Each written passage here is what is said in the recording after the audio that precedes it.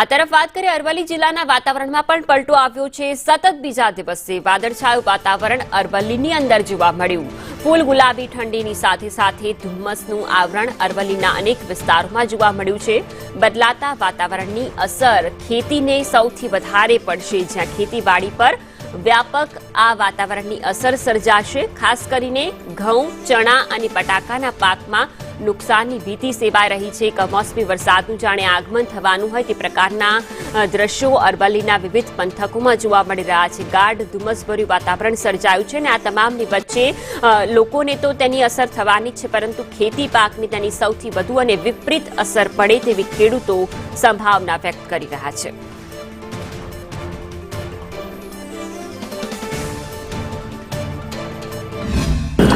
અરવલ્લી જિલ્લામાં સતત બીજા દિવસે વાતાવરણમાં પલટો જોવા મળ્યો છે।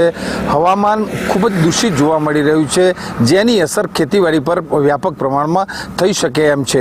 દ્રશ્યમાં જોઈ શકો છો કે જિલ્લાના માલપુર, મોડાસા, મેઘરજ, બાયડ, ધનસુરા તમામ જે પંથક છે, પંથકની અંદર વહેલી સવારથી ધુમ્મસ જોવા મળ્યું છે। વાહન ચાલકોને વિઝિબિલિટીનો પણ તકલીફ જણાઈ રહી છે।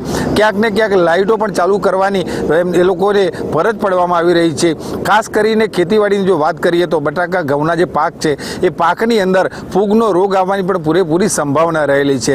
આગામી સમયમાં માવઠું થાય એ પ્રકારના દ્રશ્યો પણ અરવલ્લી જિલ્લામાં જોવા મળી રહ્યા છે। શૈલેષ પંડ્યા, સંદેશ ન્યૂઝ, અરવલ્લી।